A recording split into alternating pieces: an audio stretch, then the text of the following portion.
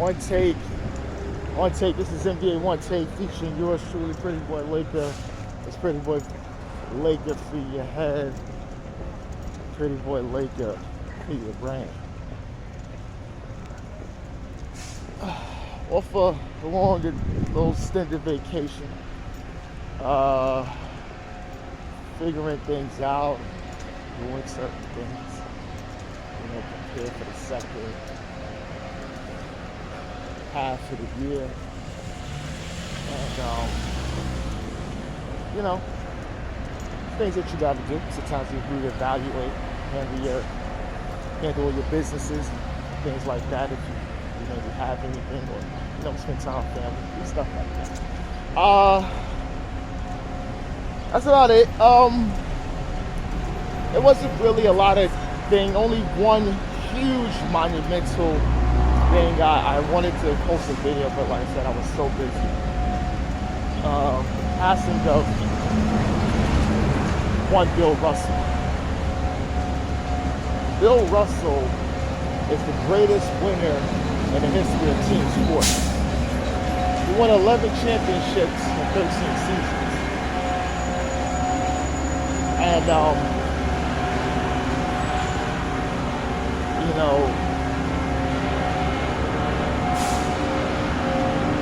the one championship he lost, the one, there's tales that he could have been 13 for 13, right? And at 58, if he didn't hurt himself and Bob Pettit took total advantage, was looking so great in that series, giving the Hawks the title, St. Louis Hawks the title, he would have won that year. And at 67,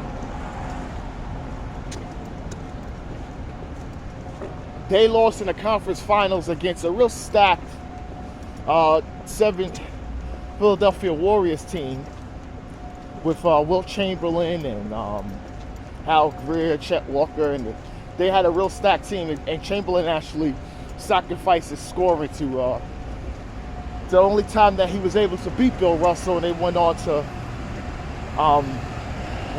beat the Lakers in the finals that year. 2 times. Twice. And Chamberlain took his approach that season because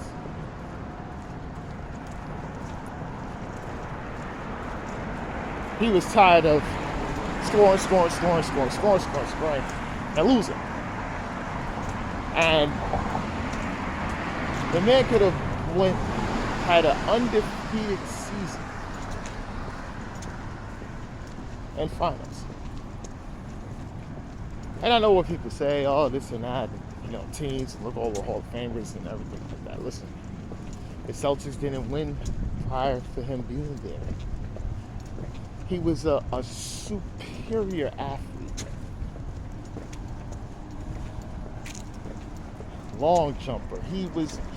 Bill Russell was a gazelle. When you see the highlights and you put it in real time, he is super fast. Get up and down the court. His instinct was great. That's not going to be a great defensive player. Will Chamberlain, in those matchups was certainly somewhat dominated, right? But Bill Russell said no double. I want to see what he got. And he made him work for every single basket. I said, don't worry about it.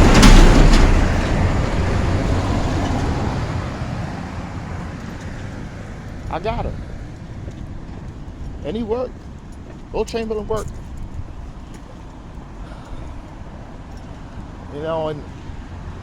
And that just shows how he was. He was just the greatest leader in the history of team sports. Was never hard on his guys. Expect everyone to do their job. And then he said, I'll do the rest. That was his approach.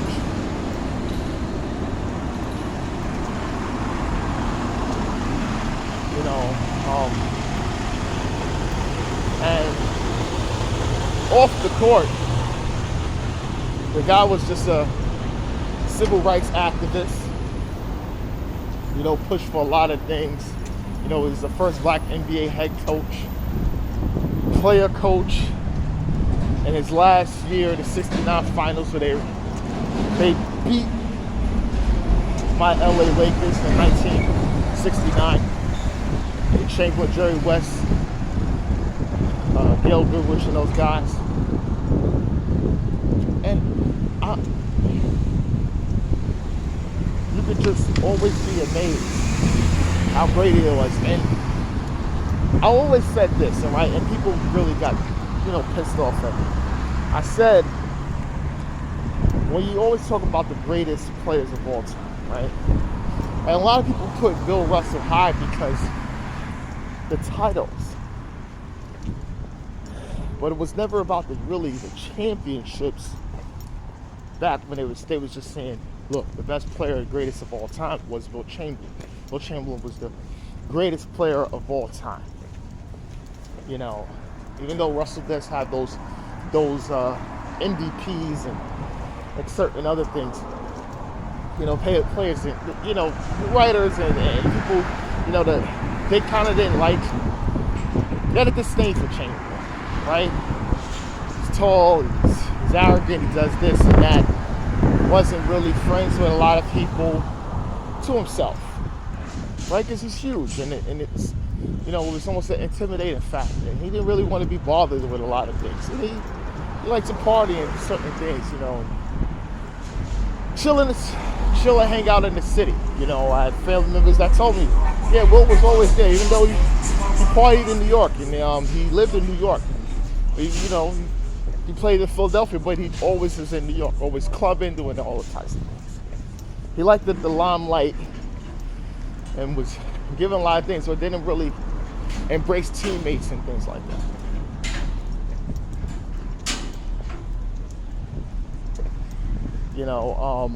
But Bill Russell, he did a lot. He did a lot, enduring everything in Boston. Enduring, racism and vandalizing his homes. And they took the shit in his bed. He still played. He boycotted a game where they refused,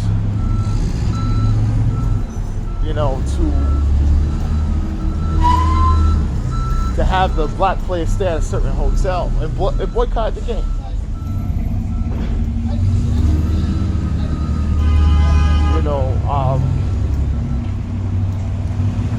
And he was never really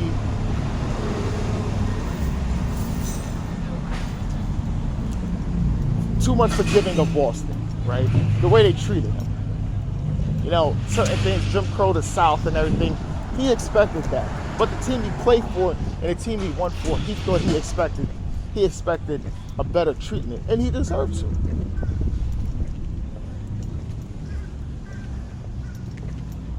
And the thing is, as he separated himself from Boston, the other players on his team was highly revered.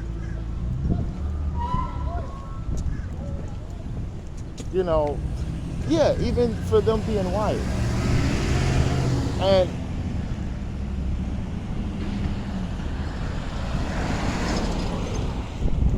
And I remember, I definitely remember this. When they asked Larry Bird, they said, Larry Bird's the greatest Celtic of all time. He says not even close, Bill Russell.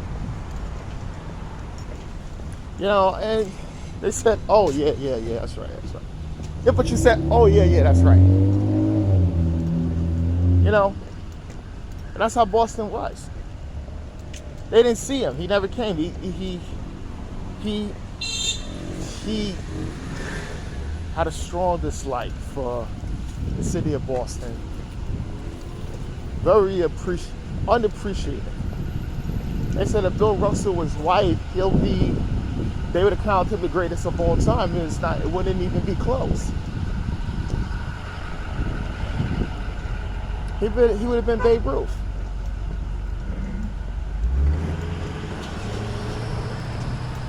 I'm telling you this. If Bill Russell was white, he would have been Babe Ruth of everything.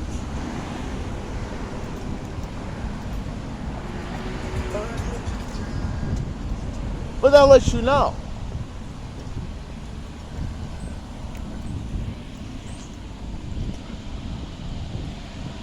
Because of a lot of things, especially his political stance and things like that. They rather say that Wilt Chamberlain was the greatest of all time so long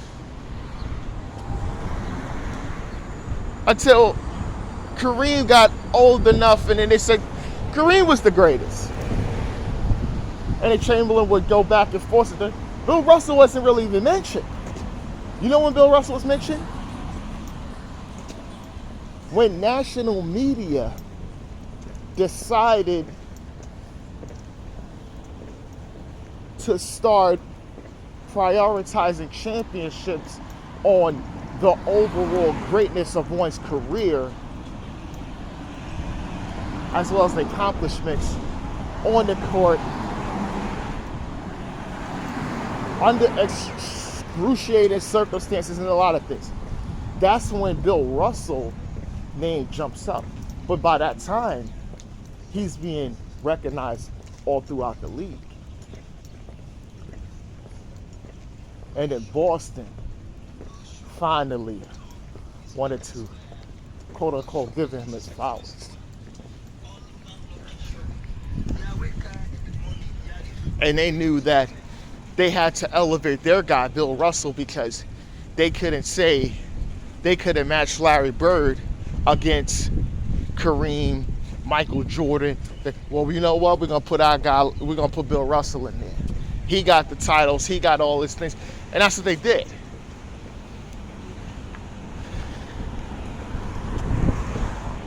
But you guys could have been did that. But you do it later. I will never forgive Boston for that. I don't like Boston, period. Not even for being from New York. Yes, it's that. I've been to Boston a couple times. It was never good experiences. Trust me, never. The last time I've been there was a playoff game, I think 2015. It was Isaiah Thomas, but he was coming off the bench, and I think that was the last time. It was one of the, I think it was a first round series. They did lose. I forgot what they played. I have to look it up, but that was the last time I've been in Boston. It wasn't a good experience at all.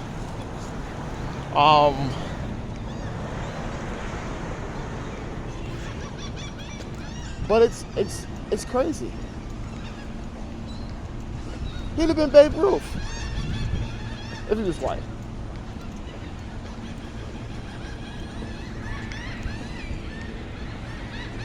When they start to prioritize championships, that's when he started being ranked and things like that. And when these guys argue things on TV, they say, oh, we got to put him and things like that. They throw Chamberlain totally down the thing. Even though Chamberlain was nationally recognized as the greatest player of all time from damn near from before his retirement till until the late 80s. Today argument about who's greater, him or Kareem, because of the scoring record.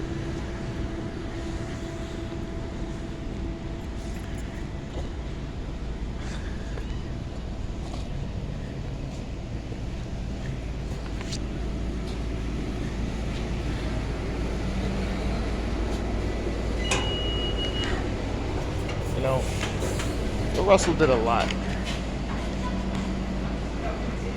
Did a lot for the league. He did a lot for standing, you know, saying with Dr. King, with the civil rights movements, you know, speaking, things like that, talking, helping players, helping transition a lot of black players that experience certain things in all types of sports. He's always a mentor. I never got a chance to ever, see him or meet him and things like that. But I appreciated him.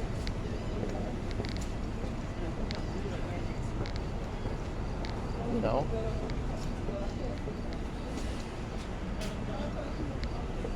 And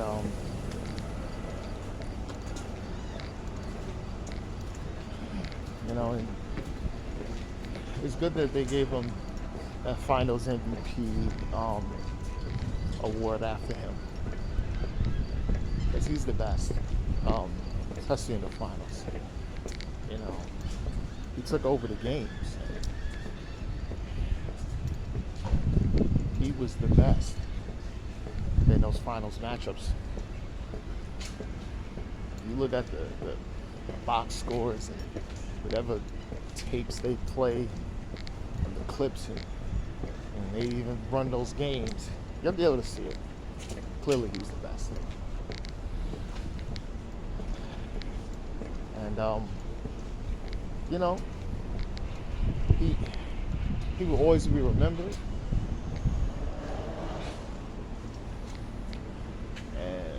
And the NBA's in good hands. He loves all the players all love him. He loves all these guys' games. He actually, remember, he offered Kevin Garnett one of his championships rings. If he said he never won one in Boston, I'll give it to you. You, me. KG crying, gave him a hug, said, I got my own because of you.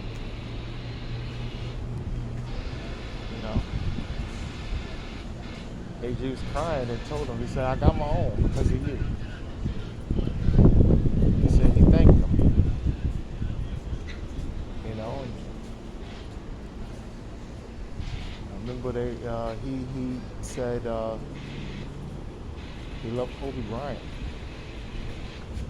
But Kobe always, being him. He said it reminded him of him. It was just the one thing was his so much passion for the game, his expectation of everything. He wanted to mirror towards his teammates. And Bill Russell said, I did that, but I took a different approach,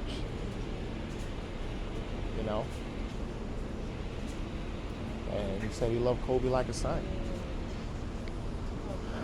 Of all the players, he said Kobe.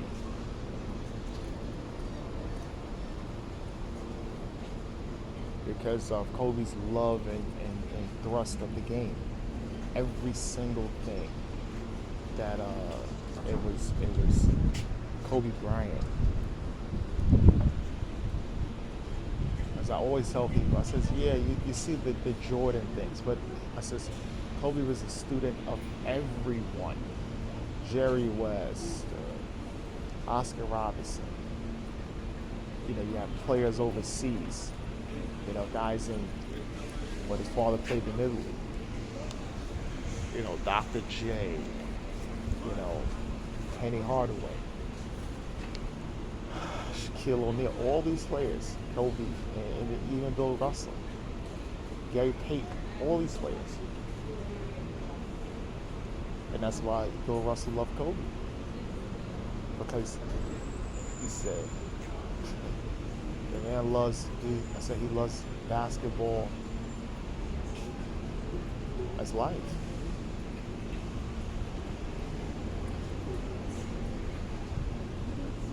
And Bill Russell, that's how he played.